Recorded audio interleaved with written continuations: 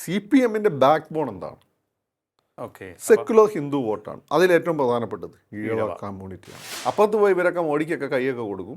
പക്ഷേ ഇപ്പുറത്ത് വന്നു മോഡി എന്ന് വെച്ചാൽ മുസ്ലിങ്ങളെ ചുറ്റുമെല്ലാം നടക്കുന്ന ആളാന്ന് പറയും. അവിടെ കലാപൊക്കെ ഉണ്ട്, ഇവിടെയും കലാപം ഉണ്ടായിട്ടുണ്ട്. അതിലേക്കൊന്നും ഞാൻ പോകുന്നില്ല. ഹമാസാണ് അത് ഉയർത്തി കണ്ടണം, അതില്ല. എന്നിട്ട് ഈ പരിപാടി മൊത്തം നടത്തുന്ന ഒന്നും കോഴിക്കോടല്ല മലപ്പുറത്ത്, തിരുവനന്തപുരത്ത് നടത്തിയില്ലല്ലോ. ഇല്ല, ഇത് ഈഴവരുടെ ഇടയിൽ വലിയ സംശയങ്ങളുണ്ടായി. ആത്മഹത്യാപരമായിട്ടുള്ള മുമ്പ് പലപ്പോഴും എടുത്തിട്ടുള്ള പോലെ, പിണറായി കാലഘട്ടത്തിൽ എടുത്തിട്ടുള്ള പോലെ അതന്ന് അത്യാവശ്യമായിരുന്നു. ഞാനിപ്പോൾ ഈ സെക്യുലറിസത്തിൻ്റെ മൈനോറിറ്റി വേർഷനിലുള്ള സെക്യുലേഴ്സ് എടുത്തു കഴിഞ്ഞാൽ അത് CPM-ന്റെ നാശത്തിലേക്ക് കലാശിക്കും ഇപ്പോഴത്തെ സാഹചര്യത്തിൽ.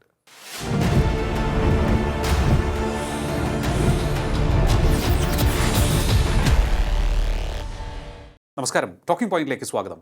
വരാൻ പോകുന്ന നിയമസഭാ തെരഞ്ഞെടുപ്പ് കേരളം ഇന്ന് വരെ കണ്ടിട്ടില്ലാത്ത അത്രയും രൂക്ഷമായ തന്ത്രങ്ങൾ, കുതന്ത്രങ്ങൾ, ഒപ്പം തന്നെ വർഗീയ പ്രീണന നയങ്ങൾ ഇവയൊക്കെ കാണാൻ പോവുകയാണോ?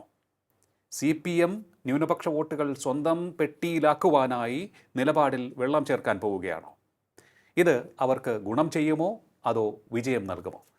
പരിശോധിക്കാം പിണറായി വിജയൻ്റെ തന്ത്രങ്ങൾ എന്ത് എന്ന്.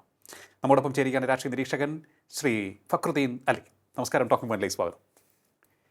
ന്യൂനപക്ഷങ്ങൾ CPM-ന് വോട്ട് ചെയ്യണമെന്ന് മുഖ്യമന്ത്രി പിണറായി വിജയൻ കഴിഞ്ഞ ദിവസം പറഞ്ഞു. CPM അവരുടെ നിലപാടുകളിൽ, അതായത് ഈ ന്യൂനപക്ഷങ്ങളുടെ വോട്ട് സ്വന്തമാക്കുക, അതല്ലെങ്കിൽ ഹിന്ദുക്കളുടെ വോട്ട് സ്വന്തമാക്കുക, ഇതിനു വേണ്ടി പയറ്റുന്ന അടവുകൾ അടിക്കടി മാറ്റിക്കൊണ്ടിരിക്കുകയാണോ? എന്താണ് തോന്നുന്നത്? അല്ല, ഇതിൻ്റെ ഒരു കാര്യം എന്ന് വെച്ചാൽ, ഒന്ന്, മുഖ്യമന്ത്രി ന്യൂനപക്ഷങ്ങൾ LDF-ന് വോട്ട് ചെയ്യണം എന്ന് പറഞ്ഞതിൽ തെറ്റൊന്നുമില്ല. അതിന് ന്യൂനപക്ഷങ്ങൾക്ക് ഇവിടെ ഏതെങ്കിലും രീതിയിൽ പ്രൊട്ടക്ഷൻ കൊടുക്കാൻ കഴിവുള്ള ഒരു പാർട്ടി CPM-ആണ്. എന്തുകൊണ്ടാണെന്ന് നോക്കി. എന്തുകൊണ്ട്? CPM-ന് എല്ലായിടത്തും ലോക്കൽ ഒരു വാർഡിൽ വിളിച്ചാൽ, ഒരു ബൂത്തിൽ വിളിച്ചാൽ ഒരു 10 പയ്യന്മാർ ഏത് കാര്യത്തിനും പാർട്ടി പറയുന്നതനുസരിച്ച് പ്രവർത്തിക്കാൻ ഇറങ്ങാനുണ്ടാവും. അതിൻ്റെ പ്രത്യേകത എന്താണെന്ന് നോക്കി. എന്താണ്? ഈ ഇറങ്ങുന്ന പയ്യന്മാർ ഭൂരിപക്ഷം ഇവിടെയുള്ള ഹിന്ദു കമ്മ്യൂണിറ്റിപ്പെട്ട ആളുകളായിരിക്കും, നല്ലൊരു പങ്ക്. അതിലും ഈഴവ കമ്മ്യൂണിറ്റിപ്പെട്ടവരായിരിക്കും. ഇനി എന്താണ് ഈഴവരുടെ പ്രസക്തി എന്ന് നോക്കി. എന്താണ് ഈഴവരുടെ പ്രസക്തി എന്ന് വെച്ചാൽ, ബാക്കി ഇപ്പം നായർ കമ്മ്യൂണിറ്റിയിലുള്ള പയ്യന്മാർക്ക് ഇപ്പോൾ ഒരു അടി ഉണ്ടാക്കാനൊക്കെ ഭയങ്കര മടിയായിരിക്കും. അവർ പൊതുവെ അങ്ങനെ പല പ്രശ്നങ്ങളുണ്ട്. ഈഴവരെന്ന് കേരളത്തിലെ ചേകോന്മാരുടെ പാരമ്പര്യമുള്ള ഒരു കമ്മ്യൂണിറ്റിയാണ്. അവർക്ക് തല്ലുണ്ടാക്കാൻ ഒരു മടിയില്ല. അങ്ങനെയൊന്നുമില്ല. സീരിയസ്ലി അവർ തല്ലുണ്ടാക്കാൻ, അത് തല്ലും, ഒരു മടിയില്ല. ഇപ്പോൾ യൂണിവേഴ്സിറ്റി കോളേജ് നോക്കിയാൽ മതി. അത്യാവശ്യമാണെങ്കിൽ അത് ഞാൻ പറഞ്ഞത് കണ്ടാലവലാതി കേസ് പോയി ഇടപെടുന്നല്ല. ചേകോന്മാരെന്ന് വെച്ചാൽ നെഗറ്റീവ് അല്ലല്ലോ. അതായത് ചേകോന്മാർ ആരോമൻ ചേകോ അയാൾ നെഗറ്റീവാണ്. തച്ചോളിയോ തന്നെ നെഗറ്റീവാണ്, പോസിറ്റീവ് അല്ല. ഒരു കാര്യത്തിന് വേണ്ടിയിട്ട്, ഒരു ആശയത്തിന് വേണ്ടിയിട്ട് തല്ല് കൊടുക്കാനും കൊള്ളാനും മടിയില്ലാത്തവരാണ്. അത് നോക്കിയാൽ മതി. കേരളത്തിൽ പോലീസ് റെക്കോർഡ്സ് തന്നെ നോക്കിയാൽ ഏത് കമ്മ്യൂണിറ്റിപ്പെട്ട ആളുകളാണ് ഏറ്റവും കൂടുതൽ പ്രതിപട്ടികയിലോ അല്ലെങ്കിൽ പട്ടികയിൽ ഈ ഇത്തരം വിഷയങ്ങളിൽ ബന്ധപ്പെട്ട്, അത് ഈഴവ കമ്മ്യൂണിറ്റിയാണ്. കാരണം അവരുടെ ഒരു ബേസിക് സ്വഭാവം തന്നെ കുറച്ച് മിലിറ്റൻ്റാണ്. അതിന് കാരണങ്ങളുണ്ട്. ഒരു കാലത്ത് അവിടുത്തെ പ്രധാനപ്പെട്ട കമ്മ്യൂണിറ്റി ആയിരുന്നു. പിന്നെ വാമണിസം വന്നപ്പോൾ ആ ജാതി സ്ട്രക്ചറിൽ താഴേക്ക് പോയെങ്കിൽ പോലും അവർ ഡോമിനേറ്റിംഗ് ആയിട്ടുള്ള കമ്മ്യൂണിറ്റി തന്നെയായിരുന്നു. പിന്നെ അതിനുള്ളിൽ ചില പ്രശ്നങ്ങളുണ്ടായി, വിശ്വാസമൊക്കെ ആയിട്ട് ബന്ധപ്പെട്ട്. ആ പ്രശ്നമാണ് നാരായണ ഗുരു വന്ന് അഡ്രസ്സ് ചെയ്തത്. അതോടുകൂടി പൂർണ്ണമായി ഹിന്ദു കമ്മ്യൂണിറ്റിയുടെ ഭാഗമായി. സത്യത്തിൽ കേരളത്തിലെ ബ്രാഹ്മണൈസേഷൻ പ്രോസസ്സ് കംപ്ലീറ്റ് ചെയ്താരാ? നാരായണ ഗുരുവാ. മാടാ മറുത എന്നൊക്കെ പറഞ്ഞിട്ട്, മരുത് എന്നൊക്കെ പറഞ്ഞാൽ ഈ ബുദ്ധിസ്റ്റ് ദൈവമായിരുന്നു. ആ ബുദ്ധിസ്റ്റ് ദൈവത്തെയാണ് മാടാ മരുത എന്നൊക്കെ പറഞ്ഞുകൊണ്ടിരുന്നത്, മരുത് എന്നൊക്കെ. അതിനെ മാറ്റിയിട്ട് അവിടെ ശിവനെയും വിഷ്ണുവിനെയും പ്രതിഷ്ഠിച്ച ആരാണ്? നാരായണ ഗുരുവാണ്.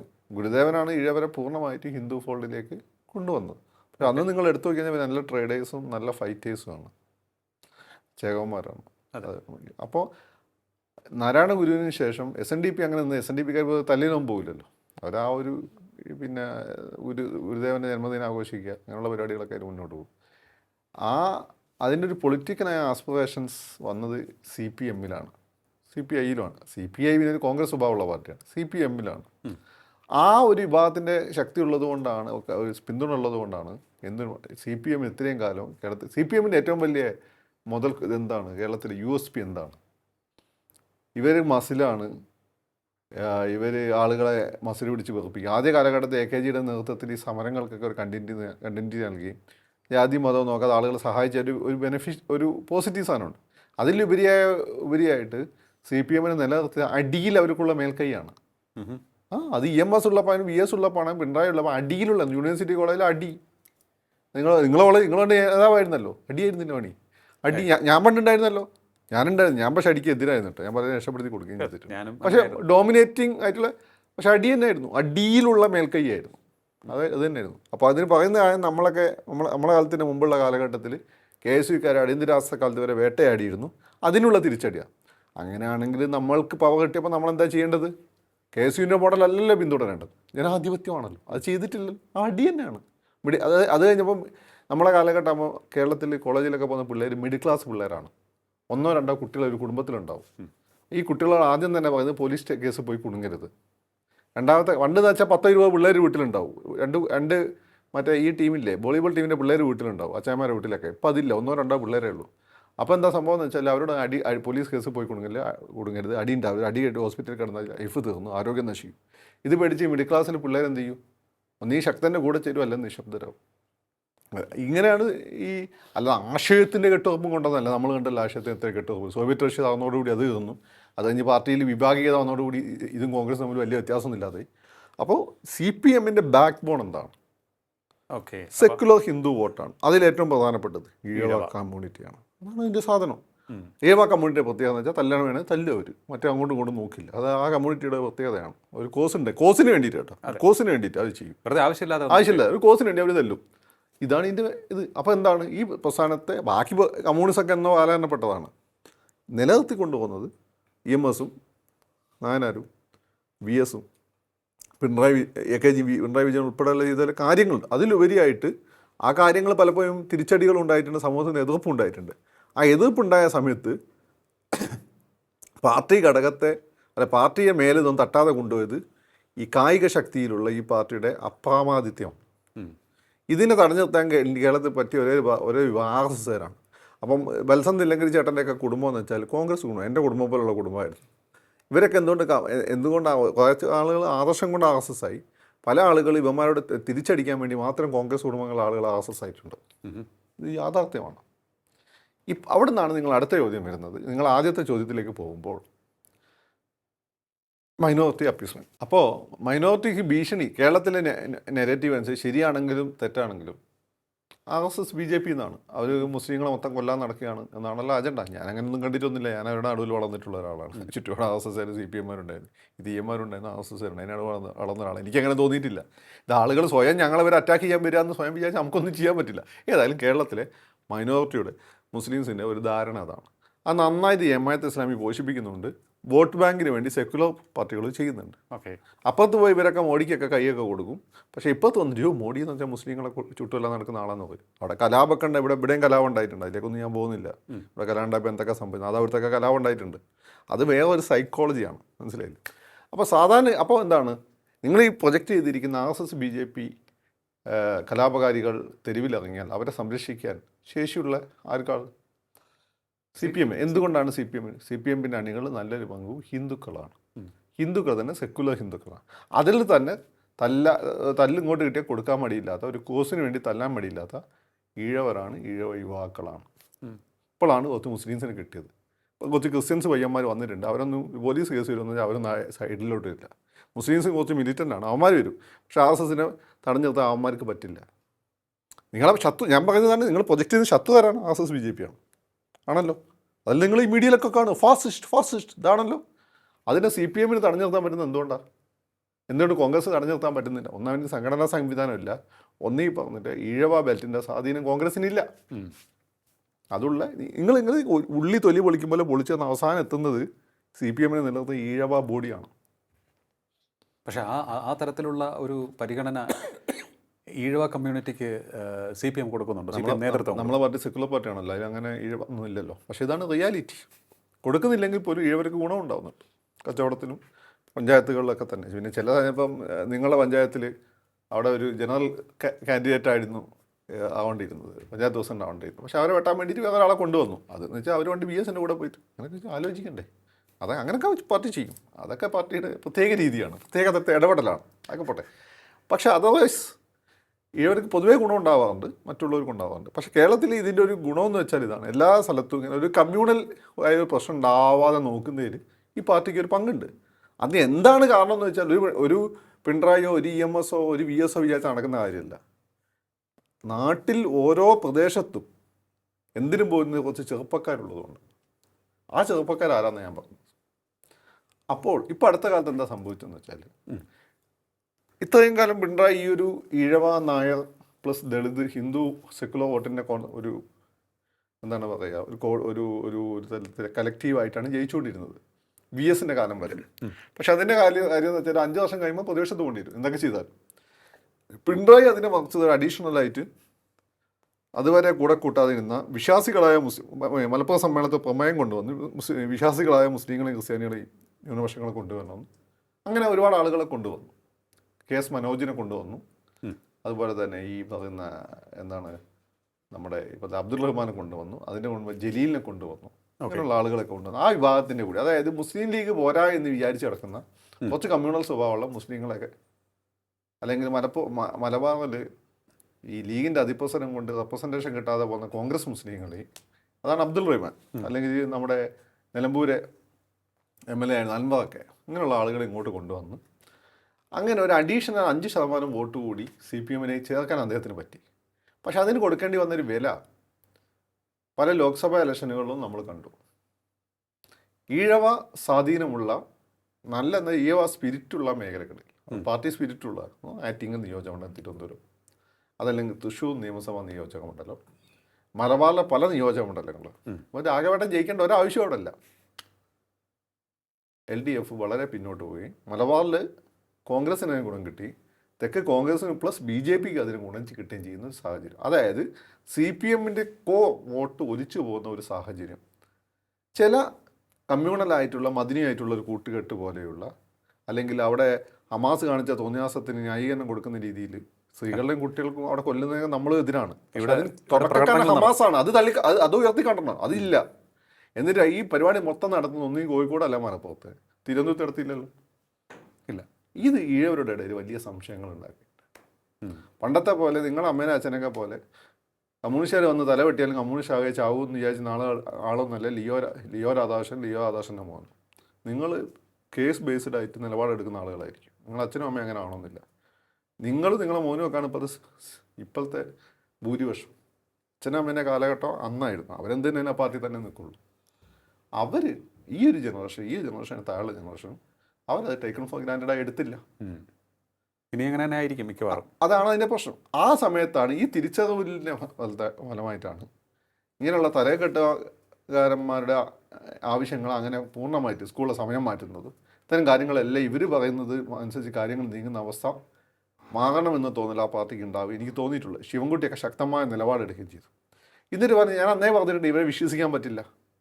ഈ ന്യൂനപക്ഷ വോട്ടുകൾ നാളെ നിങ്ങൾ ശക്തമായ സെക്കുലർ നിലപാടെടുത്താൽ ഉറച്ചു പോകും. അവരുടെ സെക്കുലറിസം എന്ന് വെച്ചാൽ മുസ്ലിം ക്രിസ്ത്യൻ ഫണ്ടമെൻ്റലിസത്തിനെ സപ്പോർട്ട് ചെയ്യുക എന്നുള്ളതാണ് സെക്കുലറിസം. ഓക്കെ. ആൻറ്റി ഹിന്ദു നിലപാടെടുക്കുക എന്നുള്ള അവരുടെ സെക്കുലറിസം. അവരുടെ സെക്കുലറിസം വേറെ ഒന്നുമല്ല. മുസ്ലിം ആവുക എന്നുള്ളതും ക്രിസ്ത്യൻ ആവുക എന്നുള്ളതാണ് അവർക്ക് സെക്കുലറിസം.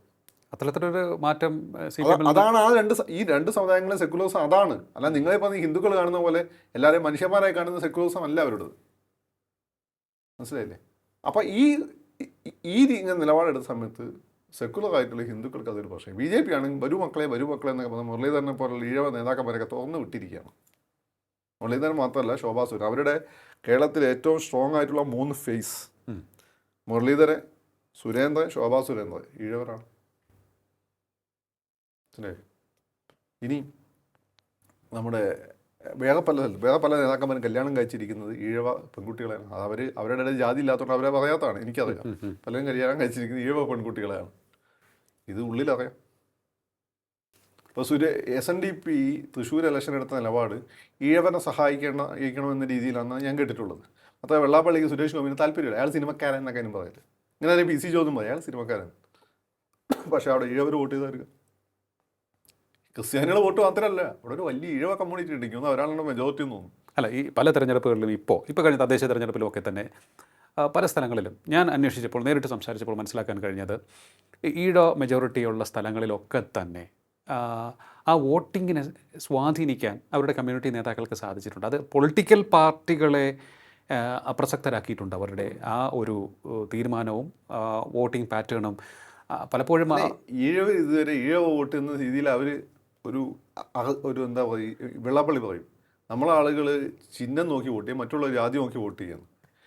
ഈഴവർ ഒരിക്കലും ഒരു ജാതി എന്ന രീതിയിൽ അസേർട്ട് ചെയ്തിട്ടില്ല. വെള്ളാപ്പള്ളി ശ്രമിച്ചു നോക്കിയെന്നല്ലാതെ ഈഴവർ ജനസാമാന്യം അങ്ങനെ അവർ അസേർട്ട് ചെയ്തിട്ടില്ല. അവരാ രീതിയിൽ സെക്കുലർ ആയിട്ട് അങ്ങനെ പോകുക എന്നുള്ളത്. അവർ മാത്രമല്ല, നായരും സെക്കുലറാണ്. അല്ലെങ്കിൽ അത് വെള്ളാപ്പള്ളിൻ്റെ കൂടെ NSS കൂടിയാ പറയായിരുന്നു. ഈ ഹിന്ദുക്കൾ അങ്ങനെ അങ്ങ് നിന്നു പോവുകയാണ്. ഇവരെ ഒരു മതം എന്ന രീതിയിൽ അവർ അസേർട്ട് ചെയ്യും. അവർ ആ പാടാൻ മതം എന്ന രീതിയിൽ അസേർട്ട് ചെയ്ത് ശബരിമലയിൽ തീവെപ്പെടുന്ന സമയത്താണ് അന്ന് അവർ LDF അനുകൂലമായ നിലപാടെടുത്തു. അതൊരു പൊതുവിഷയമായിരുന്നു. അങ്ങനെയാണ് പിന്നെ ഈ പറഞ്ഞ ഹിന്ദു മഹാമണ്ഡലമൊക്കെ ഉണ്ടാവുന്നത്. ഈ രാഷ്ട്രീയക്കാരനെ പൊളിച്ചത് നമ്മൾ മുമ്പ് എപ്പിസോഡിൽ അത് ചർച്ച ചെയ്തിട്ടുണ്ട്. അത് പൊളിക്കാന്നുള്ള ഇവരുടെ ആവശ്യമായിരുന്നു. അപ്പുറത്തും ഇപ്പുറത്തും എരി കയറ്റി കൊടുത്ത് പൊളിച്ചു. ഓരോ സമയം ഹിന്ദു ഐക്യം വരുന്ന സമയത്ത് അപ്പുറത്തും ഇപ്പുറത്തും എരി കയറ്റി കൊടുത്ത് ഇവർ പൊളിക്കും. ഇവർ എത്ര കാലം ഈ കളി കളിക്കും? ഇത് പുതിയ ഹിന്ദു പിള്ളേർ കാണുന്നുണ്ട്, പഴയ ലീഡർഷിപ്പ് മനസ്സിലാക്കുന്നു. വെള്ളാപ്പള്ളി അത് മനസ്സിലാക്കിയിട്ടുണ്ട്. വെള്ളാപ്പള്ളിയിൽ ചില സമയത്തെ വാക്കുകളൊക്കെ അതിൽ കിടക്കുന്നുണ്ട്, പക്ഷെ അയാൾ ചില കാര്യങ്ങൾ മനസ്സിലാക്കിയിട്ടുണ്ട്. ഇത് ഈ രീതിയിൽ ഇങ്ങനെ പോയി കഴിഞ്ഞാൽ ഇവിടെ നടക്കാൻ പോകുന്നത് ഹിന്ദു ഐക്യമാണ്. ഹിന്ദു ഐക്യം വരുമ്പോൾ സ്വാഭാവികമായിട്ടും ഈ മൈനോറിറ്റി ഇങ്ങനെ ഈ പറയുന്നുണ്ടായി മൈനോറിറ്റിക്കാരുടെ സെക്കുലർ ഭാഷ, അതായത് മുസ്ലിം ആയിരിക്കുക, മുസ്ലിം ചെയ്യുന്ന തെറ്റുകൾ ചൂണ്ടിക്കാണിക്കാതിരിക്കുക, ക്രിസ്ത്യാനികൾ ചെയ്യുന്ന തെറ്റുകൾ ചൂണ്ടിക്കാണിക്കാതിരിക്കുക, ഹിന്ദു എന്തെങ്കിലും ചെറിയ തെറ്റ് ചെയ്ത് അത് വലിയ രീതിയിൽ പർവ്വതീകരിച്ച് കാണിക്കുക എന്നുള്ള അവിടുത്തെ സെക്കുലേഴ്സ് അറിയാം. അല്ലേ, ഈ ഒരു സാഹചര്യത്തിൽ പിണറായി വിജയൻ കൺഫ്യൂസ്ഡ് ആണോ? കാരണം ഒരു വശത്ത് ഇങ്ങനെ ഈഴവ വോട്ടുകൾ പിണറായി കൺഫ്യൂസ്ഡ് ആവേണ്ട ആവശ്യമില്ലല്ലോ. അല്ല, അതിൻ്റെ കാര്യത്തിലേ ഉള്ളൂ. ഇവരെ എന്താണ് പിണറായിക്ക് ഇപ്പം കൃത്യമായി മനസ്സിലായിട്ട്. പിണറായി ഇത്രയും നിലപാടെടുത്തിട്ട് പോലും ഇവരെ സംരക്ഷിക്കാൻ വേണ്ടി ഹിന്ദു വോട്ടുകൾ ഒലിച്ചു പോയ CPM ഇല്ലല്ലോ. ഇവർക്ക് എന്തുകൊണ്ടാണ് ഇവർ CPM വിശ്വസിക്കുന്നത്? ഒരു കലാപം വന്നാൽ സഹായിക്കണം. അതിനായ കാരണക്കാർ ബേസിക്കലി ഈഴവന്മാരാണ്. അപ്പോൾ ഈഴവ വോട്ട് ഒലിച്ചു വന്ന് കണ്ട് പിണറായി ഒരു ശക്തമായിട്ടുള്ള ഷബാനു കേസിൻ്റെ ഒക്കെ സമയത്തുള്ള കൃത്യമായ സെക്കുലർ നിലപാടിലേക്ക് പോകുന്നു അദ്ദേഹം. ആ നിലപാടെടുത്തപ്പോൾ CPM ഇവരെ ഒറ്റപ്പെടുത്തി ബ്ലോക്കായിട്ട് UDFന് പിന്നിൽ ഇവർ കേന്ദ്രീകരിക്കുകയാണ്. ഇങ്ങനെ പോകുമ്പോൾ പിണറായി വീണ്ടും ഈ നിലപാടിലേക്ക് പോയാൽ എന്താ സംഭവിക്കുക? അടുത്ത നിയമസഭാ ഇലക്ഷൻ വളരെ നിർണായകമാണ്. ഈ രാജീവ് ചന്ദ്രശേഖർ പണ്ടും ഞാൻ നിങ്ങളോട് പറഞ്ഞു, അയാൾ അവിടെ മിണ്ടാതിരിക്കുന്ന കണ്ടിട്ട് നിങ്ങൾ വെറുതെ അയാൾ മണ്ടനെന്ന് വിചാരിക്കേണ്ട. അയാൾ അട്ടേൻ്റെ കണ്ണ് കണ്ട മനുഷ്യനാണ്. നിങ്ങളിപ്പോൾ മനസ്സിലാക്കുന്നുണ്ടാവും. അതെ, ഇപ്പോൾ തിരുവനന്തപുരത്തിന് ഇപ്പോൾ അയാൾ എല്ലാം മിണ്ടുന്നുണ്ടോ? ഒന്നിന് പുറകെ ഒന്നായി ഓരോ തിരുവനന്തപുരത്ത് 2-3 ഫാക്ടറാണ് അയാൾ മറികടന്നത്. ഒന്ന്, ഈ ശക്തമായിട്ട് LDFൻ്റെ സ്വാധീനമുണ്ട്. അവരുടെ ആളുകൾ വളരെ പോപ്പുലറാണ് കൗൺസിലേഴ്സ്. 2 BJPയുടെ ഇടയിൽ ഇൻഫൈറ്റ് ഉണ്ടായിരുന്നു. ഇങ്ങനെ പല രണ്ട് ആത്മഹത്യകൾ നടന്നു RSS പ്രവർത്തകരുടെ. എന്നിട്ട് ഇതിനെ മറികടന്ന് അയാൾ ഇവിടെ എത്തിക്കണം. അത് കഴിഞ്ഞിട്ട് ഇവിടെ നെക്ക് വന്നപ്പോൾ അതിനെയും മറികടന്നു. ഈ വാറ്റൂർ രാധാകൃഷ്ണനൊക്കെ സപ്പോർട്ട് നേടിയെടുത്തു. ഇത് ഇനിയെങ്കിലും മനസ്സിലാക്കി. നിങ്ങൾ വിചാരിക്കും പോലെ പൊട്ടനല്ല ഈ രാജീവ് ചന്ദ്രശേഖരനും സുരേഷ് ഗോപിയൊന്നും. സുരേഷ് ഗോപി കുറച്ച് പൊട്ടൻ കളിക്കുന്നതാണ്, പിന്നെ മൂപ്പര് കുറച്ച് ആ ഒരു സ്റ്റാർ ആയതുകൊണ്ട്. രാജീവ് അതുമില്ല. രാജീവ് ചന്ദ്രശേഖരനെ CPM വില കുറച്ച് കണ്ടോ? എല്ലാവരും വില കുറച്ച് കണ്ടു. അതാണ് പ്രശ്നം. രാജീവിനെ ഇനിയും നിങ്ങൾ മനസ്സിലാകാൻ പോകുന്നേ ഉള്ളൂ. സുരേഷ് ഗോപിനെ ഇനിയും നിങ്ങൾ മനസ്സിലാകാൻ പോകുന്നുള്ളൂ. അണ്ണൻ്റെ കയ്യിൽ നിന്ന് ഇപ്പം ഒന്നും വീഴുന്നില്ലല്ലോ. അണ്ണൻ അത് നിർത്തിയിട്ടുണ്ട്. അത് നിങ്ങൾ ഈ കാണാതിരിക്കുന്നേ ഉള്ളൂ. ഞാൻ പറഞ്ഞു വന്നത് CPM അങ്ങനെ ഒരു ആത്മഹത്യാപരമായിട്ടുള്ള മുമ്പ് പലപ്പോഴും എടുത്തിട്ടുള്ള പോലെ, പിണറായി കാലഘട്ടത്തിൽ എടുത്തിട്ടുള്ള പോലെ, അതന്ന് അത്യാവശ്യമായിരുന്നു. ഞാനിപ്പോൾ ഈ സെക്കുലറിസത്തിൻ്റെ മൈനോറിറ്റി വേർഷനിലുള്ള സെക്കുലേഴ്സ് എടുത്തു കഴിഞ്ഞാൽ അത് CPMൻ്റെ നാശത്തിലേക്ക് കലാശിക്കും ഇപ്പോഴത്തെ സാഹചര്യത്തിൽ.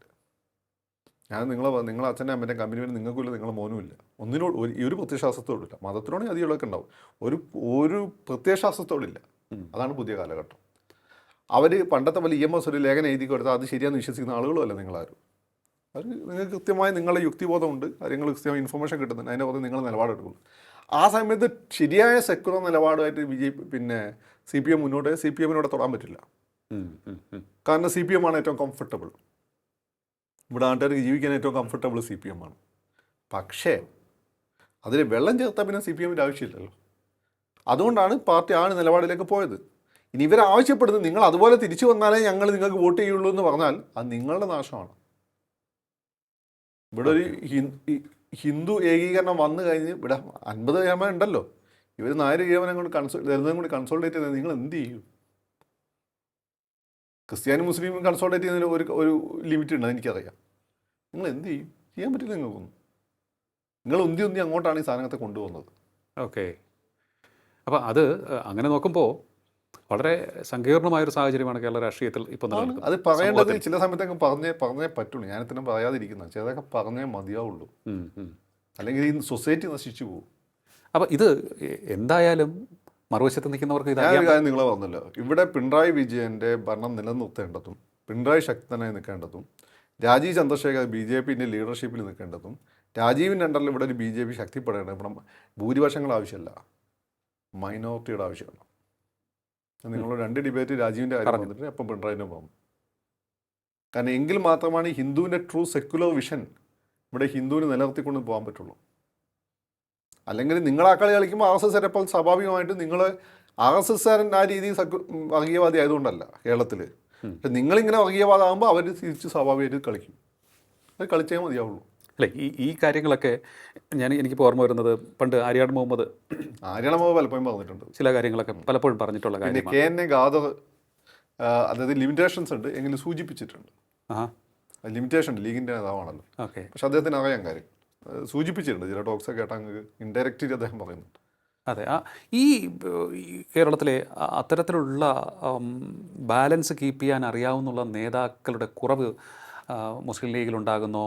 അതുപോലെ തന്നെ മുസ്ലിം കമ്മ്യൂണിറ്റിയെ മുസ്ലിം ലീഗിന് ഇനി വിട്ടേക്കും. കാരണം മുസ്ലിം ലീഗ് നോക്കിയിട്ട് കാര്യമില്ല. കാരണം എന്താ വെച്ചാൽ മുസ്ലിം ലീഗ് ഉണ്ടായി വന്ന ഒരു പ്രത്യേക സാഹചര്യത്തിൽ ആദ്യം ആരും മാപ്പിളസ്ഥാൻ എന്ന പേരിൽ ഇവിടെ പാകിസ്ഥാൻ്റെ ഭാഗമാണെന്ന് പറഞ്ഞുകൊണ്ടാണ് ഓൾ ഇന്ത്യ മുസ്ലിം ലീഗ് ഉണ്ടായത്. പിന്നെ അത് തെറ്റായിരുന്നു എന്നവർ മനസ്സിലായപ്പോഴാണ് ഈ CH എല്ലാം കൂടിയിട്ട് ഇന്ത്യൻ യൂണിയൻ മുസ്ലിം ലീഗ് ഉണ്ടാക്കിയത്.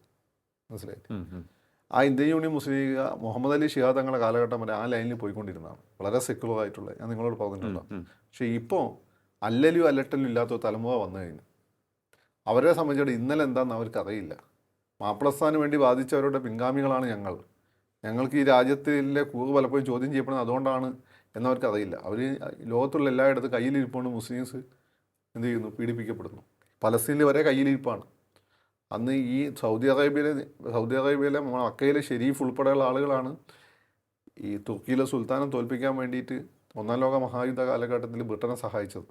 അതിൻ്റെ ഫലമാണ് ആ പ്രദേശം കൈവിട്ടു പോയത്. ഇതുണ്ടാക്കിയത് മുസ്ലിങ്ങളാണ്. അല്ല, ജൂതന്മാർ അവരുടെ കാര്യത്തിന് വേണ്ടി അവർ വാദിച്ചിട്ടുണ്ട്. പക്ഷേ അതിനെ സഹായിച്ചത് 5-ാം കൂലികളായി, അല്ലേ നമ്മൾ പറയില്ലേ 5th കോളം, 5-ാം കൂലികളായി നിന്നത് മുസ്ലിങ്ങളാണ്, മക്കയിലെ ഷെരീഫാണ്. ഇതൊക്കെ മനസ്സിലാക്കണം. ഇത് മനസ്സിലാക്കാതാണ് ലോകത്ത് മൊത്തം നമ്മളാളുകൾ പീഡിപ്പിക്കപ്പെടുന്നു എന്ന് പറയുന്നത്. നമ്മളെ കൂടി കയ്യിലിരിപ്പുണ്ടാകും. ഇവിടെ കേരളത്തിൽ പീഡിപ്പിക്കപ്പെട്ടില്ലായിരുന്നു. ഇവിടെ പല കലാപങ്ങളുണ്ടായി. അത് മാത്രമാണ് കേരളത്തെ മുസ്ലിംസിനുണ്ടായ അപരേഷൻ. അതൊരു ഉത്തരേന്ത്യൻ ഐഡിയോളജി, ടർക്കിഷ് ഐഡിയോളജിയുടെ ഭാഗമായിട്ടാണ്, അല്ല കേരളമായിട്ട് ബന്ധപ്പെട്ട കാര്യമല്ല. പക്ഷേ കേരളമായിട്ട് ബന്ധപ്പെട്ട ഒരു മാകാട് കലാപമാണ്. എന്നിട്ട് പോലും ഇവിടുത്തെ മുസ്ലിംസിനൊന്നും സംഭവിച്ചിട്ടില്ല. അതിന് കാരണം നിങ്ങൾ ഈ പറയുന്ന ഒരു പ്രശ്നം കേരളത്തിലെ മുസ്ലിംസ് ഇതുവരെ സംഭവിക്കാത്തതുകൊണ്ട് ഇവിടുത്തെ ഹിന്ദുക്കൾ നിങ്ങൾ ഈക്വലായി കരുതുന്നതുകൊണ്ടാണ്. അത് നിങ്ങൾ ഈ പറഞ്ഞ പാലസ്തീനുമായിട്ടും നൈജീരിയയുമായിട്ടും ഒന്ന് കൂട്ടിക്കെട്ടി ഇല്ലാതാക്കരുത്. അതാണ് ഈ പയ്യന്മാർക്ക് ഇത് അറിയില്ല. വിവരമുള്ളവന്മാർ ഇത് ഈ പയ്യന്മാരെ മനസ്സിലാക്കി കൊടുക്കാൻ ബുദ്ധിമുട്ടാണ്.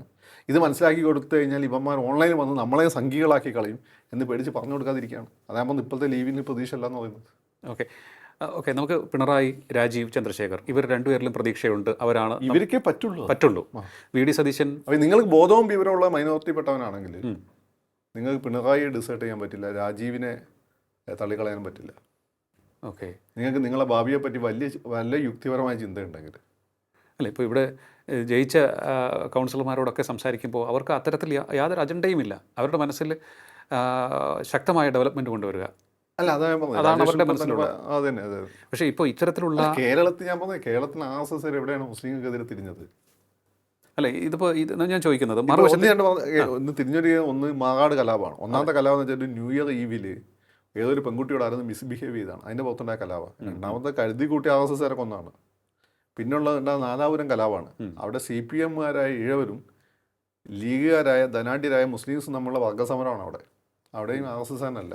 RSS-നെ ഏറ്റവും കൂടുതൽ കൊന്ന കമ്മ്യൂണിസ്റ്റുകാരാണ്. ഈഴവനായ ഈഴവനായ കമ്മ്യൂണിസ്റ്റുകാരാണ് കേരളത്തിൽ ഏറ്റവും കൂടുതൽ കൊന്നിട്ടുള്ളത്. മനസ്സിലായോ? കേരളത്തിൽ എവിടെയാണ്? പിന്നെ 1-2 അബരേഷൻസ് ഉണ്ടായിട്ടുണ്ട്. അപ്പം പന്തളത്ത് ആ AVP-കാരൻ പയ്യനെ വെട്ടിക്കൊന്ന സമയത്ത് ആ പ്രദേശത്ത് ഉൾനാടുകളെല്ലാം മുസ്ലിംസിൻ്റെ കലാപം ഉണ്ടായിട്ടുണ്ട്. പക്ഷേ തുടങ്ങി വെച്ചാരാണ്? AVP-കാരൻ കൊന്ന പയ്യനെ ചെങ്ങന്നൂർ ക്രിസ്ത്യൻ കോളേജിൻ്റെ മുന്നിൽ കുത്തിക്കൊന്നല്ലേ SDPI-ക്കാർ. പിന്നെ അതുപോലെ ക്രിസ്ത്യൻസിന് ഇത്ര അകറ്റിയതാരാണ്? ആ മാഷ കൈവെട്ടലാണ്. ആരാ കൈവെട്ടിയത്? എന്നാൽ ഇവരെയൊക്കെ പള്ളി കമ്മിറ്റിയിൽ നിന്ന് തള്ളിക്കളയാൻ ഇവർ തയ്യാറായിട്ടുണ്ടോ? ഇല്ലല്ലോ. അതിലൊരു പ്രതി ഇലക്ഷന് മത്സരിച്ച് ജില്ലാ പഞ്ചായത്തിലേക്ക് വലിയ ഭൂരിപക്ഷത്തിൽ അയച്ചത്. ടോട്ടൽ പോൾ ചെയ്ത വോട്ടിൻ്റെ 7% അയാൾക്ക് നേടിയെന്ന് ഞാൻ കേട്ടത്. അപ്പോൾ ഇപ്പോൾ മുസ്ലിം കമ്മ്യൂണിറ്റിയിൽ പൊതുവായ അത്തരത്തിലൊരു ധാരണ എത്തുന്നില്ല എന്നാണ് അല്ല, ഇത് അതോ തെറ്റിദ്ധാരണകൾ ഫീഡ് ചെയ്തുകൊണ്ടിരിക്കുകയാണ്. തെറ്റിദ്ധാരണകൾ ഫീഡ് എന്നിട്ട് ചെയ്തുകൊണ്ടിരിക്കുക. അവരൊരു വോട്ട് ബാങ്ക് ആക്കി നിലനിർത്തുകയാണ്. അതാണ് കാര്യം. അപ്പോൾ അവർ വിചാരിച്ചത് പിണറായി ഞങ്ങൾ പറയുന്നതിനനുസരിച്ച് തുള്ളുന്നു. അതിന് കിട്ടുന്ന ആളല്ലല്ലോ പിണറായി. പിണറായി മുസ്ലിംസിനെ പറ്റി, മൈനോറിറ്റിയെ പറ്റി, മനുഷ്യനെ പറ്റി അദ്ദേഹത്തിന് കെയറുണ്ട്. അത് ആ ഒരു പരിഗണന അല്ല എല്ലാവർക്കും കൊടുക്കാറുണ്ട്. പക്ഷെ അത് ഒരു സൈഡിലേക്ക് തൂങ്ങി നിൽക്കുക എന്നുള്ളതല്ല അർത്ഥം. അങ്ങനെ തൂങ്ങി നിൽക്കുന്നു എന്ന് മറ്റുള്ളവർക്ക് ഭൂരിപക്ഷ സമുദായത്തിൽ തോന്നിക്കഴിഞ്ഞാൽ അപകടമാണ്. അത് കണ്ടു കഴിഞ്ഞ ലോക്സഭാ ഇലക്ഷൻ. ഇനി ഇങ്ങനെ നിന്ന് കഴിഞ്ഞാൽ എന്താ സംഭവിക്കുക? ഒരേ ഇലക്ഷൻ നിങ്ങൾ കോൺഗ്രസിന് വോട്ട് ചെയ്യും, അടുത്ത തവണ ക്രിസ്ത്യാനികൾ നിങ്ങളെ കൂടെ വെക്കും. നിങ്ങൾക്ക് എന്താ ഉറപ്പ്? BJP അവിടെ കാത്തു നിൽക്കുകയാണ്. പിന്നെന്താ അവിടെ സംഭവിക്കാൻ പോകുന്നത്? അല്ലേ, ഇവിടുത്തെ BJPക്കാരെ കൊണ്ട് നിർത്തിയത് സംഭവിക്കില്ല. എങ്കിൽ പോലും നിങ്ങൾ പേടിക്കുന്ന BJP വരുമെന്നുള്ള BJP വരും. സോ CPM-നെ സംബന്ധിച്ചിടത്തോളം അദ്ദേഹം പിന്നെ ഈ റിസൾട്ട് കഴിഞ്ഞ് ഉടനെ നടന്ന സമസ്തയുടെ സമ്മേളനത്തിലാണ്. അതിന് അദ്ദേഹം പറഞ്ഞു മൈനോറിറ്റിക്ക് വേണ്ട ശരിയായ സംരക്ഷണമാണ്, അല്ല ചിലർ കുപ്പായം വിട്ട് വന്നിട്ടുണ്ട് അവരെ കൊണ്ട് കാര്യമില്ല. അദ്ദേഹം പറഞ്ഞത് ശരിയാണ്. ഓക്കെ, ഇന്ത്യയിൽ ഏറ്റവും കൂടുതൽ മുസ്ലിം വിരുദ്ധ കലാപം കണ്ടായ കോൺഗ്രസ് ഭരിക്കുമ്പോൾ BJP ഭരിക്കുമ്പം പോലും അല്ല. കേരളത്തിൽ ഏറ്റവും കൂടുതൽ കലാപങ്ങൾ ഉണ്ടായിട്ടുള്ളത് കോൺഗ്രസ് ഭരിക്കുമ്പോഴാണ്, UDF ഭരിക്കുമ്പോഴാണ്, LDF ഭരിക്കുമ്പോൾ അല്ല. പിണറായിൻ്റെ 8 വർഷത്തിനൊക്കെ ഒരു കലാപവും ഇല്ല. അപ്പോൾ അങ്ങനെ തിരിച്ചറിയുന്ന ഒരു വിഭാഗമുണ്ട്. അവർക്ക് പക്ഷേ ദേ ആർ ഹെൽപ്ലെസ്. അത് പറയാൻ പേടിയാണ്. പറഞ്ഞത് നിങ്ങൾ RSS ആക്കിയാൽ എന്താ കുഴപ്പം? അത് വേറൊരു കാര്യം. എനിക്കതിൽ പേടിയൊന്നുമില്ല. കാരണം വെച്ചാൽ അങ്ങനെ RSS കുഴപ്പക്കാരായി തോന്നില്ല. അതിന് വലിയ കുഴപ്പം അങ്ങനെയാണെങ്കിൽ നമ്മളെയൊക്കെ മതങ്ങൾ ചെയ്തിട്ടുണ്ട്. ചരിത്രത്തിൽ എടുത്ത് നോക്കിക്കഴിഞ്ഞാൽ മനസ്സിലായില്ലേ? രാഷ്ട്രീയ പാർട്ടികളും ചെയ്തിട്ടുണ്ട്. RSS മാത്രമൊന്നുമല്ല. പിന്നെ ഏറ്റവും കുറച്ച് ഒരു മതത്തിൻ്റെ പേരിൽ അങ്ങനെ ആരെയും കൊല്ലാത്ത ഹിന്ദുക്കളേ ഉള്ളൂ. അത് ഹിന്ദുത്വത്തിൻ്റെ പേരിൽ ചിലപ്പോൾ കൊന്നിട്ടുണ്ടാവും. അതൊരു മതമല്ല, അതൊരു രാഷ്ട്രീയ ആശയമാണ്. ഹിന്ദുക്കൾ മതത്തിൻ്റെ പേരിൽ ആരെയും കൊന്നിട്ടുണ്ടോ? അല്ല, അത്തരത്തിലുള്ള സംഭവങ്ങൾ തീർച്ചയായിട്ടും നമുക്ക് ഒരു ഭയപ്പെടുന്ന അല്ലെങ്കിൽ ഒരു ആശങ്കപ്പെടുത്തുന്ന ഒരു സബ്ജക്റ്റായി ഇപ്പോഴും നിലനിൽക്കുകയാണ്. ആ ഒരു സമസ്യയായി നിലനിൽക്കുകയാണെന്ന് തോന്നുന്നു. നേരത്തെ സൂചിപ്പിച്ച പോലെ BJP, കേരളത്തിലെ BJP എന്ന് സൂചിപ്പിച്ചു. പക്ഷേ ഞാൻ ചോദിച്ചോട്ടെ, കേരളത്തിലെ BJPയുടെ ഇപ്പോഴത്തെ നീക്കങ്ങളൊക്കെ തന്നെ കേന്ദ്രത്തിൻ്റെ കൃത്യമായ നിയന്ത്രണത്തിലാണെന്ന് തോന്നുന്നുണ്ടോ? കാരണം എനിക്ക് അങ്ങനെ ഒരു സംശയം. എല്ലാ സമയത്തും അങ്ങനെ തന്നെ. ഇപ്പം ഞാൻ നിങ്ങളോട് മുമ്പ് പറഞ്ഞിട്ടുണ്ട്, BJPക്കാർ കേരളത്തിലെ പ്രത്യേക സാഹചര്യം നന്നായി പഠിച്ചിട്ടുണ്ട്. അവർ അത് നിങ്ങളിപ്പം ഗുരുജി ഗോൾവൽക്കറിൻ്റെ വിചാരധാരയിലാണെങ്കിലും ഇന്ത്യൻ സംസ്കാരത്തെ ബഹുമാനിക്കാത്ത മുസ്ലിങ്ങളെ പറ്റി അദ്ദേഹം പറഞ്ഞു. അദ്ദേഹം പ്രധാനമായി തുർക്കി മുസ്ലിങ്ങളെന്ന് എടുത്ത് പറയുന്നുണ്ട്. അത് ഉത്തരേന്ത്യ പിന്നെ ഈ പറയുന്ന പടയോട്ടക്കരയെന്ന മുഗളൻസും സുൽത്താനേറ്റൊക്കെ തുർക്കികളാണ്, അറബികളല്ല. അതെ അതെ, അത് എടുത്ത് പറയുന്നുണ്ട്. ഇതൊന്നും ഇവരാരും പറയില്ല കേട്ടോ. അവർ ഇന്ത്യൻ സംസ്കാരത്തെ ബഹുമാനിച്ചുകൊണ്ട് അതിൻ്റെ ഭാഗമായി പോകുന്ന ആളുകൾ നമ്മുടെ സഹോദരന്മാരാണെന്ന് കൃത്യമായി പറയുന്നുണ്ട്. അതിവിടെ ആരും പറയില്ല. ഈ കേരള മുസ്ലിങ്ങളെ പറ്റി അവർ കൃത്യമായ ധാരണയുണ്ട്. ഇപ്പം RSS ഉണ്ടാകുന്ന കാരണം പിന്നെ 1921 കലാപം. ആ കലാപം പോലും ഉണ്ടായതെന്ന് വെച്ചാൽ ഒരു ഇൻ്റർനാഷണൽ ഐഡിയോളജീൻ്റെ ഗാന്ധിൻ്റെ ഒരു പിഴവ് കൂടിയാണ് അതിൽ. ആ കലാപത്തിന് കാരണം ഗാന്ധിയുടെ പിഴവ് കൂടിയുണ്ട്. ഇമ്മച്ചതായ ആളുകൾക്കിടയിൽ ഒരു മതപരമായ കാര്യം കൂടി എടുത്തു വെച്ച് അത് ബ്രിട്ടീഷുകാർക്കെതിരെ തിരിച്ചുവിടാനാണ് ഗാന്ധി ശ്രമിച്ചത്. അത് പെട്ടെന്ന് സ്റ്റക്കായപ്പോൾ ഉണ്ടായ പൊട്ടിത്തെറി ഉണ്ടായിരുന്നു ആ സമരത്തിൻ്റെ പ്രശ്നം. അത് വേറൊരു ഡിബേറ്റാണ്. അപ്പോൾ ഞാൻ പറഞ്ഞു വന്നത്, ഇവർ BJPക്ക് അധികാരം കിട്ടിയ സമയത്ത് കേരളത്തിലേക്ക് അയച്ച ഗവർണർമാർ ഓരോരുത്തരായി നിങ്ങൾ നോക്കൂ. സിക്കന്ദർ ഭക്ത് മുസ്ലിം, സദാശിവ് വളരെ സെക്കുലർ ആയിട്ടുള്ള തമിഴ്നാട്ടുകാരെ justice, Arif Mohammad Khan secular nationalist Muslim. പിന്നെയാണ് അവർ RSS അയച്ചത്. എന്തുകൊണ്ടാണ്? അതാണ് അവർക്ക് ആദ്യം ഒരു ഫാസിസ്റ്റിനും കൂടെ അയച്ചാൽ പോരായിരുന്നു. പിന്നെ വാജ്പേയിക്ക് അന്ന് ഈ നരേന്ദ്രമോദിയൊക്കെ വെറുതെ ഇരിക്കുന്ന സമയമാണ്, അല്ലെങ്കിൽ അമിത്ഷാ വെറുതെ ഇരിക്കുന്നത്, അമിത്ഷാനും കൂടെ അയച്ചാൽ പോരായിരുന്നു, അല്ലെങ്കിൽ മോഡിനും കൂടെ അയച്ചാൽ പോരായിരുന്നു. എന്താ ചെയ്യാതിരുന്നത്? അവർക്കത് കൃത്യമായിട്ട് അറിയാം. നിങ്ങളാണത് മനസ്സിലാക്കാത്തത്. കാരണം നിങ്ങൾ മറ്റെവിടെയോ കണ്ട് TV-യിൽ പിന്നെ പലസ്തീനിൽ നടക്കുന്ന അക്രമം കണ്ട്, നിങ്ങൾ TV-യിൽ ബോംബെ കലാപം കണ്ട്, ഇതെല്ലാം കണ്ടിട്ട് നിങ്ങൾ അതിൽ സ്വയം ഒരു സിനിമയിൽ നമ്മൾ മോഹൻലാലിൻ്റെ ഇന്ത്യ ചൂടനായി നമ്മൾ സ്വയം മാറുന്നപ്പോൾ നിങ്ങൾ അവിടുത്തെ ഒരു മുസ്ലിമായി സ്വയം മാറി ഇവിടെയുള്ള മറ്റുള്ളവർ നിങ്ങൾ ശത്രുക്കളായി കാണുകയും ചെയ്യുകയാണ്. പിന്നെ കുറച്ച് പൈസ ഉള്ളതുകൊണ്ട് ഈ ബിരിയാണി ഈന്തപ്പഴം കൊടുത്തു കഴിഞ്ഞാൽ ഇവിടെയുള്ള രാഷ്ട്രീയക്കാരെ വിലക്കെടുക്കാമെന്ന് തെറ്റിദ്ധാരണ വന്നു. ചില പല ഗതികേടുള്ളവൻ രാഷ്ട്രീയക്കാരനായപ്പോൾ ഇതൊക്കെ കണ്ട് മതി വന്ന് വീണ് പോയിട്ടുള്ളത് സത്യമാണ്, BJPക്കാരുൾപ്പെടെ. പക്ഷേ അത് നിങ്ങൾ എവിടെയും കൊണ്ടുവന്ന് എത്തിക്കില്ല. നിങ്ങൾ ഇത്രയും കാലം ഈ സമൂഹത്തിൽ ഒന്നാം തരക്കാരായി നിന്നിട്ടുണ്ടെങ്കിൽ അതിന് കാരണം ഇവിടെ ഹിന്ദുക്കൾ നിങ്ങളോട് യാതൊരു വിവേചനവും കാണിക്കാത്തതാണ്. കാരണം അതിന് കാരണങ്ങളിലായിരുന്നു. അവർക്ക് ബിസിനസ് നടത്തണോ, അവർക്ക് കടലിലടക്കാൻ പറ്റുക, അത് നിങ്ങൾ ചെയ്യുന്നു. നിങ്ങളെ മതമായിട്ട് അവിടെ ഇരിക്കുന്നു, ആരെയും കൊണ്ട് കൂട്ടാനും കുറയ്ക്കാനും നിൽക്കുന്നില്ല. നിങ്ങളെ ആളുകളായിരിക്കുന്നു. അതിനൊക്കെ മാറ്റിയിട്ട് പല അജണ്ടകളും നിങ്ങൾ പുറത്തുള്ളവർ പറയുന്ന പല അജണ്ടകളനുസരിച്ച് നിങ്ങൾ നീങ്ങുമ്പോഴാണ് മറ്റുള്ള നിങ്ങൾ ശത്രുക്കളാവുന്നത്. നിങ്ങളൊരു വോട്ട് ബാങ്കായിട്ട് വളരെ കൃത്യമായിട്ട് ചിലർക്കെതിരെ തിരിയുമ്പോഴാണ്. നിങ്ങളെങ്ങനെ വോട്ട് ബാങ്കായി തിരിയാതിരുന്നാൽ മതി. നിങ്ങൾ മെറിറ്റ് നോക്കിയിട്ട് കാര്യങ്ങൾ ചെയ്താൽ മതി. ഇപ്പം നിങ്ങൾ പിണറായി വിജയനെ നിങ്ങൾ ഈ വോട്ട് ബാങ്ക് കാണിച്ച് ഈ തോൽവി കാണിച്ചിട്ട് നിങ്ങൾ ബ്ലാക്ക് മെയിൽ ചെയ്യുകയാണെങ്കിൽ പിണറായിക്ക് നഷ്ടമൊന്നുമില്ല. പിണറായി സംബന്ധിച്ച് അദ്ദേഹം എല്ലാ റെക്കോർഡും ഇട്ടു. കേരളത്തെ ഏറ്റവും കൂടുതൽ കണ്ടിന്യൂസ് ആയിട്ട് സേവ് ചെയ്ത് നോക്കുന്നത്, ഏറ്റവും സേവ് ചെയ്ത് നോക്കുന്നത്, ഏറ്റവും കൂടുതൽ ഭരിച്ച മുഖ്യമന്ത്രി എന്നൊക്കെ പറഞ്ഞ് ഇതിൽ കൂടുതൽ കേരളത്തിൽ SRCPക്ക് പോലും ഇത്രയും കേരളത്തിൻ്റെ അടുത്തത് ഏറ്റവും ശക്തനായിട്ടുള്ള ഭരണാധികാരി പിണറായി വിജയനാണ്. ഒരു നേതാവിനും, അതായത് ചേര രാജാക്കന്മാരുടെ അണ്ടറിൽ മലബാറിലെ പല പ്രദേശങ്ങളും ഉണ്ടായിരുന്നില്ല, തെക്കിലെ ചില പ്രദേശങ്ങളും ഉണ്ടായിരുന്നില്ല. SRCPയിൽ മലബാർ ഉണ്ടായിരുന്നില്ല, ബ്രിട്ടീഷുകാർ തിരുവനന്തപുരം ഉണ്ടായിരുന്നില്ല. കേരളത്തിൻ്റെ അടുത്തത്തിൽ ഇത്രയും അധികാരം സ്വന്തം കയ്യിൽ വന്നിട്ടുള്ള വേറെ ഒരു നേതാവും ഇല്ല. ഇനി അതിൽ കൂടുതൽ പിണറായിക്ക് എന്താ നേടാനുള്ളത്? പേഴ്സണലി പിണറായിക്ക് നേടാൻ എന്താണെന്ന് നിങ്ങൾ ചോദിച്ചാൽ എന്തെങ്കിലും കൂടുതൽ മൂപ്പർക്കൊന്നും നേടാനൊന്നുമില്ല. മൂപ്പരെ നിങ്ങൾ ഒറ്റപ്പെടുത്തുമ്പോൾ നിങ്ങളാണ് തോൽക്കുന്നത്. പക്ഷേ ഈ അങ്ങനെയാണെന്നുണ്ടെങ്കിൽ ഈ വരുന്ന തിരഞ്ഞെടുപ്പിനെ നേരിടാൻ ഒരുങ്ങുന്ന പിണറായി വിജയനും കൂട്ടർക്കും ചലഞ്ചസ് ഏറെയുണ്ട്. പക്ഷേ അവരുടെ ഈ പറഞ്ഞ നിലപാട് ഇത്തരത്തിൽ വളച്ചൊടിക്കാതെ മുന്നോട്ട് പോകുമെന്ന് തോന്നുന്നുണ്ടോ? അല്ല, അത് വളച്ചൊടിച്ചാൽ അത് പെട്ടെന്ന് മനസ്സിലാവില്ലേ? വളച്ചൊടിക്കുക അത് എവിടെയും മനസ്സിലാവും, അവിടെയും മനസ്സിലാവും. അങ്ങനെ മണ്ടത്തരം ചെയ്യും. അത് മണ്ടത്തരമാണ്. അല്ല, പണ്ടത്തെ കാലമല്ല ഇത്. ഇത്ര പെട്ടെന്ന് ഇങ്ങനെ നിലപാട് മാറ്റുമ്പോൾ ഇതെന്തൊരു സാധനം, നബി ഇതിലേക്കാണ് നല്ല കുറച്ച് നെഞ്ചുറപ്പുള്ള സതീശനല്ലെന്ന് ആളുകൾ ചിന്തിക്കില്ലേ? അങ്ങനെ സതീശൻ നിലപാടുകൾ മാറ്റല്ല. അല്ല, ഞാൻ ചോദിക്കും, ഞാൻ നേരത്തെ സതീശനിലേക്ക് വരികയായിരുന്നു. വി ഡി സതീശൻ എന്നുള്ള നേതാവിന് ഇത്തരത്തിലൊരു സെക്യുലർ സ്വഭാവം തങ്ങൾക്കൊപ്പം നിൽക്കുന്ന ഘടകകക്ഷികൾക്ക് വേണം എന്ന് വരുത്തി തീർക്കാൻ, അല്ലെങ്കിൽ അത്തരത്തിലൊരു നിലപാട് സ്വീകരിക്കാൻ സാധിക്കില്ല എന്ന് തോന്നുന്നുണ്ടോ? അല്ല, വി ഡിക്ക് ഒരു നെഞ്ഞുറപ്പുള്ളതായിട്ട് എനിക്ക് തോന്നിയിട്ടുള്ളത്. കരുണാകരനും ഇതൊക്കെ അറിയാൻ വേണം. കരുണാകരൻ വളരെ തന്ത്രപരമായിട്ട് അത് ഉപയോഗിച്ചു. വി ഡി കുറച്ചുകൂടി സ്റ്റേണായിട്ട് കാര്യങ്ങൾ പറയുന്നുണ്ട്. അതെ, അദ്ദേഹം വളരെ സ്ട്രോങ് അവരുടെ താളത്തിനൊത്തുള്ള വീഡിനെ കിട്ടുമെന്ന് എനിക്ക് തോന്നുന്നില്ല. അല്ല, ഇപ്പോൾ തന്നെ ഏതോ ഒരു പഞ്ചായത്തിൽ SDPI വോട്ട് വേണ്ട എന്ന് പറഞ്ഞ് ഭരണം നഷ്ടപ്പെടുത്തിയല്ലോ അവർ. അതെ, മാത്രമല്ല ലീഗ് പണ്ടത്തെ പോലെ കളിക്കുന്നില്ലല്ലോ. അപ്പോൾ ലീഗിന് വ്യക്തമായ സന്ദേശം, ലീഗാണ് പഠിച്ചുകൊണ്ടിരുന്നത്. ലീഗ് പണ്ടത്തെ പോലെ കളിക്കാൻ പറ്റുന്നില്ല. സതീശൻ വന്നു, ഓക്കെ, അൻവറിനെ കൂട്ടാൻ സതീശൻ വന്ന് ബുദ്ധിമുട്ടാണ്. ഇത് സതീശന് ഈ പിണറായി വിജയനെ പോലെ ഈ കാര്യം അറിയാം. പിന്നെ സതീശൻ്റെ കാര്യം, സതീശൻ നഷ്ടപ്പെടാനൊന്നുമില്ല. പിണറായിക്ക് ഒരു വലിയൊരു മിഷൻ അദ്ദേഹത്തിൻ്റെ മുന്നിലുണ്ടായിരുന്നു. അത് ഈ പാർട്ടിയെ ഒരുപാട് സോവിയറ്റ് റഷ്യ ഇല്ലാതാവുന്നു, BJP ഒന്നാമത്തെ കക്ഷിയായിട്ട് വരുന്നു, ഗ്ലോബലൈസേഷൻ വരുന്നു. ഈ ഒരു ഘട്ടത്തിലാണ് ഇവർ പറഞ്ഞതിനൊക്കെ ഓപ്പോസിറ്റ് ഘടകങ്ങൾ സംഭവിച്ചുകൊണ്ടിരിക്കുന്ന കാലഘട്ടത്തിൽ ഈ പാർട്ടിയുടെ ലീഡർഷിപ്പ് അദ്ദേഹം വരുന്നത്. അപ്പോൾ ഈ പാർട്ടിയെ നിലനിർത്തി തന്നെ അടുത്ത ഘട്ടത്തിലേക്ക് കേരളത്തെ പരിവർത്തനം ചെയ്യണം, പാർട്ടിയിൽ മാറ്റം കൊണ്ടുവരേണ്ടിയിരുന്നു. അങ്ങനെ മിഷൻ ഉള്ളതുകൊണ്ട് അദ്ദേഹത്തിന് കോംപ്രമൈസ് ചെയ്യേണ്ടി വന്നിട്ടുണ്ട്. സതീശനെ സംബന്ധിച്ചിടത്തോളം സതീശൻ ഒന്നും നഷ്ടപ്പെടാനില്ല.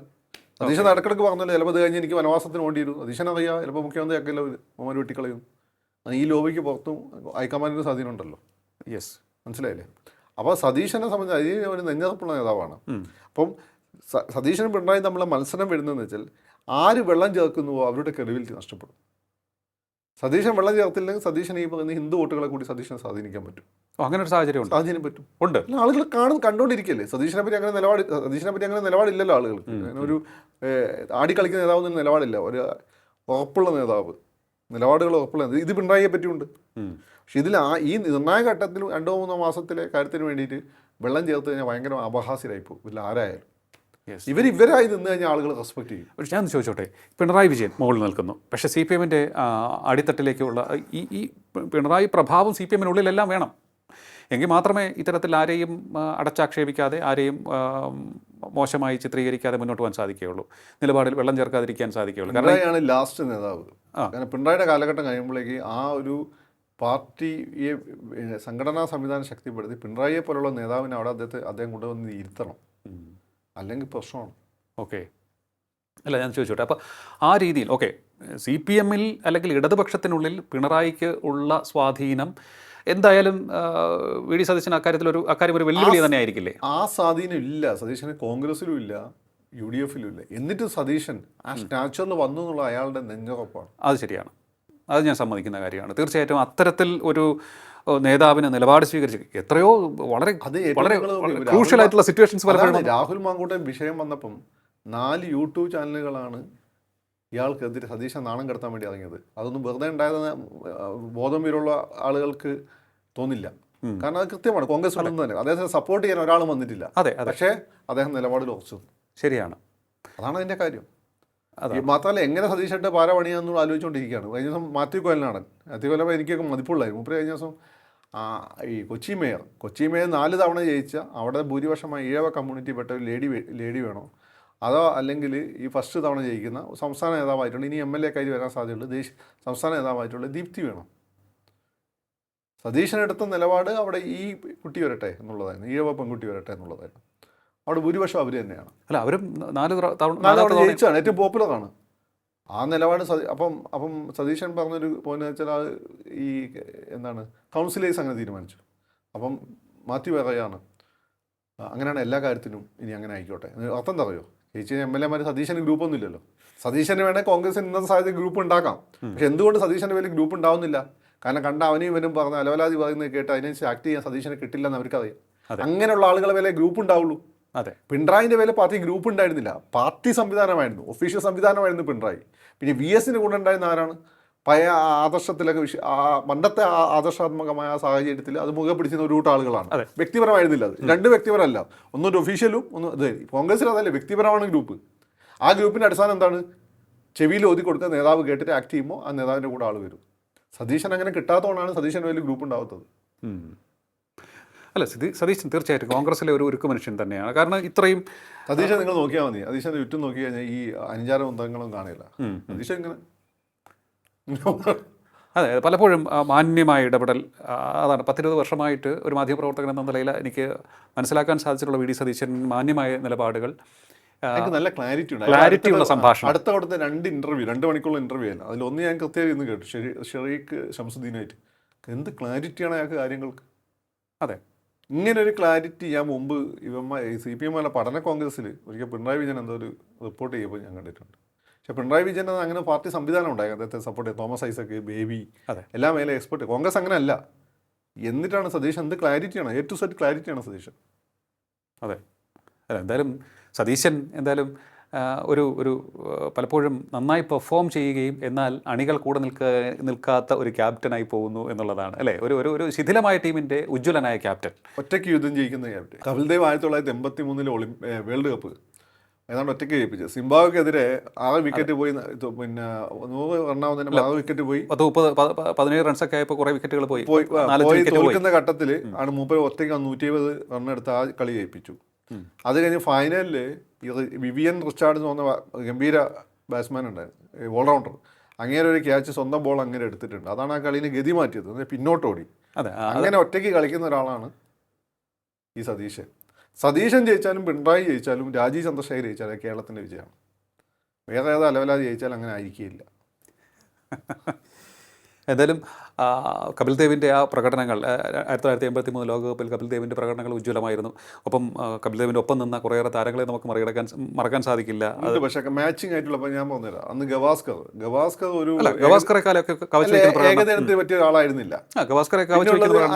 പക്ഷെ അതിൽ സന്ദീപ് പാട്ടീൽ ഉണ്ടായിരുന്നു, മോഹിന്ദ്ര അമർനാഥ് ഉണ്ടായിരുന്നു. പക്ഷെ അവരുണ്ടായിരുന്നു എന്നല്ലാതെ ആ ഒരു മത്സരം, ആ ഒരു വേൾഡ് കപ്പ് ജയിപ്പിക്കുന്ന കപിൽദേവാണ്. നിർണായക ഘട്ടത്തിൽ മൊത്തം ടീമിനെ രക്ഷപ്പെടുന്ന കപിൽദേവാണ്. കപിൽദേവിനെക്കാളും നല്ല ബാറ്റ്സ്മാൻ ആയിരിക്കാം, പക്ഷേ ഒരിക്കലും ഏകദിനത്തിന് പറ്റിയ ആളായിരുന്നില്ല. ഗവാസ്കറിന്റെ കാര്യമായിട്ടുള്ള സംഭാവന ഉണ്ടായിട്ടില്ല. അതെ, ഏകദിനത്തിന്റെ കാര്യം എടുക്കുമ്പോൾ അങ്ങനെ തന്നെയാണ്. ഗവാസ്കർ പോലും ഇപ്പോൾ പറയുന്നുണ്ട്, കപിലിനെ നിങ്ങൾ മറ്റുള്ളവരോട് കമ്പയർ ചെയ്യരുത്, ധോണിയോട് പോലും കമ്പയർ ചെയ്ത്. ധോണി എന്ന് വെച്ചാൽ നല്ല സെറ്റപ്പ് ആയിട്ടുള്ള ടീമിനെ ജയിച്ചു. ലീഡറുടെ അഭാവം മാത്രമേ ഉണ്ടായിരുന്നു, മറ്റേ ടീം പോലും മര്യാദയ്ക്ക് ഉണ്ടായിരുന്നില്ല, ലീഡറേ ഉണ്ടായിരുന്നുള്ളൂ. അതെ, ഓക്കെ. എന്തായാലും ആ ഒരു അവസ്ഥയിലേക്ക് VD സതീശൻ പോവുകയാണ്. എന്തായാലും നമ്മളിപ്പോൾ തിരഞ്ഞെടുപ്പ് പറഞ്ഞ വാക്കുകൾ, എന്തായാലും രാജീവ് ചന്ദ്രശേഖർ, പിണറായി വിജയൻ, VD സതീശൻ, ഈ 3 നേതാക്കൾ വളരെ ഉജ്ജ്വലന്മാരായ പോരാളികൾ തന്നെയാണ്. അവരുടെ കീഴിൽ അണിനിരക്കുന്ന ടീമിൻ്റെ തീരുമാനങ്ങൾ, അവരുടെ പ്രവർത്തനം കേരള രാഷ്ട്രീയത്തിൻ്റെ ഗതി നിർണ്ണയിക്കുമെന്ന് പറഞ്ഞാൽ തെറ്റാകുമോ? തെറ്റാവില്ല. പക്ഷെ അവരുടെ ടീമിലുള്ള ആളുകൾ മലയാളികളെ നാണം കെടുത്തുന്ന രീതിയിൽ ആവരുത്. ഓരോ പറ്റിയ പണി ഓരോരുത്തരെ ഏൽപ്പിക്കാവും.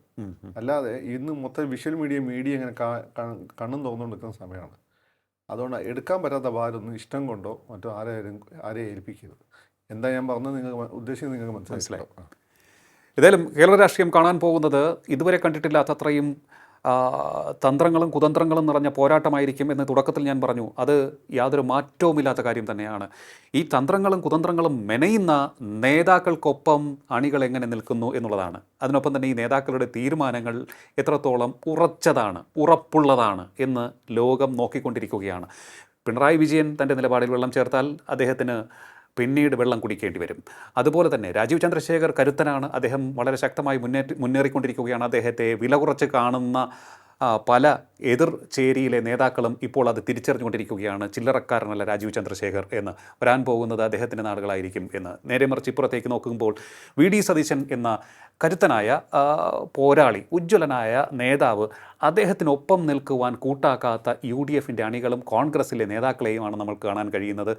ഒറ്റക്കെട്ടായി അവർക്ക് നിൽക്കാൻ സാധിച്ചാൽ സതീശൻ്റെ ചിറകിലേറി അവർക്ക് അവിസ്മരണീയമായ ജയം നേടാൻ സാധിക്കുമെന്നുള്ള കാര്യത്തിൽ സംശയമൊന്നുമില്ല. അതിൽ വലിയ റോക്കറ്റ് സയൻസ് ഒന്നും വേണ്ട, കോമൺ സെൻസ് മതി. പക്ഷേ കോമൺ സെൻസിലെ കാര്യം പറയുമ്പോൾ അധികാരമോഹം എത്തുമ്പോൾ ആ കോമൺ സെൻസൊക്കെ തന്നെ തുടച്ചു നീക്കപ്പെടുന്ന ഒരു സാഹചര്യത്തിലേക്ക് UDF രാഷ്ട്രീയം പോയിക്കൊണ്ടിരിക്കുകയാണ്. So we are going to see an interesting fight in Kerala politics.